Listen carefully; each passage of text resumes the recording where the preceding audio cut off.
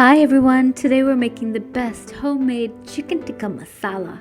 Why order from outside when you can make such delicious food right at home? Thank you so much for watching. If you haven't subscribed to my channel, please do so right now. I have so many more delicious recipes coming, recipes from everywhere, recipes for everyone. So for the delicious chicken tikka masala, we need a homemade tikka masala spice mix. Now if you have your own spice mix, be free to use that, but this is a great recipe for a homemade tikka masala.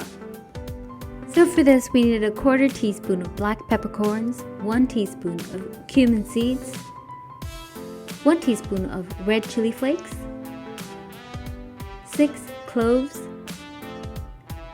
6 green cardamom pods, 1 teaspoon of coriander seeds, and a 1/4 teaspoon of black stone flour, also known as kalpasi. If you don't have this, you can just leave that out. 1 cinnamon quill. When I crumble it in my fingers, it's roughly 1 teaspoon. 1 mace, and a 1/4 teaspoon of nutmeg, just less than a 1/4 teaspoon actually. Note that these are all whole spices, so if you're using the powdered spices, adjust the measurements accordingly. We are just going to toast that lightly and then we'll grind to a fine powder.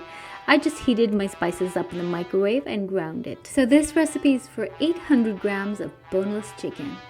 Cut into chunks, and we're going to marinate this. For this we need 5 tablespoons of Greek-style thick yogurt, 1 tablespoon of ginger garlic paste, that's equal proportions of ginger and garlic ground to a fresh paste without adding any water, 3 teaspoons of Kashmiri red chili powder for that vibrant color, a 1/4 teaspoon of turmeric, 1 teaspoon of salt, and a teaspoon of freshly squeezed lime or lemon juice. So now we're just going to rub all these ingredients well into the chicken pieces. Make sure that the chicken did not have any water in it before we add the marinade ingredients.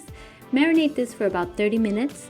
Meanwhile, you can chop and prep all the ingredients needed for the tikka masala gravy. For all measurements and details on the recipe, visit the link in the description. I have some oil here for shallow frying. I'm using sunflower oil. We're going to fry the chicken in about 3 batches until it's lightly colored. So you want to fry on one side till it develops some color, some char marks like this, not too brown, and then we're going to flip it over and fry the other side similarly. By the end, your chicken will be about 80% cooked because it will continue cooking in the delicious tikka gravy. So we're just going to continue frying these tikkas in 3 batches. Set that aside. And now for the tikka masala, I have some oil and butter here. 3 tablespoons of oil and 1 tablespoon of butter. Instead of butter, you can also use ghee or clarified butter. Once it heats up, add 1/2 teaspoon of cumin seeds and allow it to splutter. To this, we're adding 4 medium-sized red onions that have been finely chopped.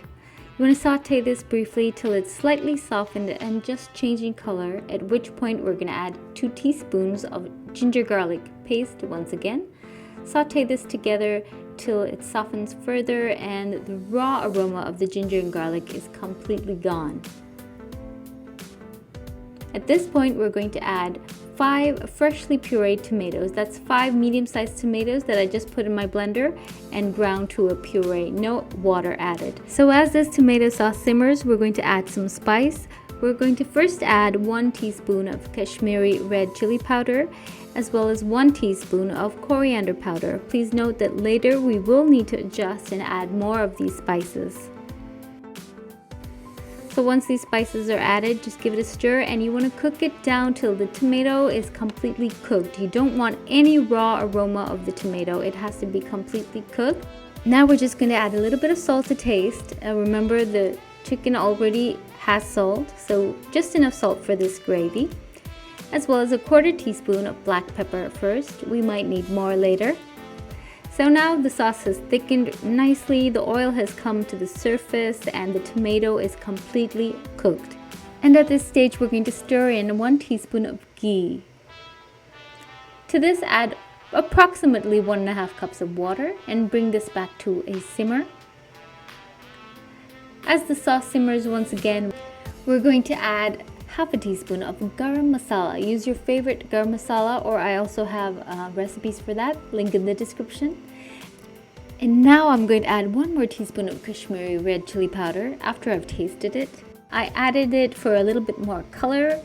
It's still quite mild, as Kashmiri chili powder has more color than heat.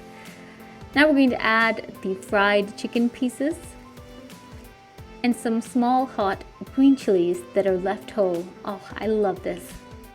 So once you've added the chicken, the flavor from the chicken is released into the gravy, and then you can do another taste test, and at that stage you can add a little bit more of the spices that I mentioned earlier. Here I've added a 1/4 more teaspoon of pepper powder and a 1/2 teaspoon of coriander powder. So the extra pepper and coriander powder is only added after you've tasted the gravy once more. And now we're going to add 1 tablespoon of butter. These additions make this gravy, the masala, irresistible. Finally, we're going to add 1 tablespoon of dried fenugreek leaves, that's kasuri methi, followed by 4 tablespoons of cooking cream. Give this a good stir till the cream is completely heated and mix through. If you don't have kasuri methi or fenugreek leaves, you can omit this or substitute with dried coriander. It's not the same, but it will do. So just simmer this till the gravy reaches your desired consistency, and at the very end we're going to garnish with some freshly chopped cilantro or coriander leaves. Serve this hot with some fragrant rice or hot buttery naans. Your delicious chicken tikka masala is ready. I hope you tried this recipe. I hope you enjoyed the video. Thanks a lot for watching, guys. Bye.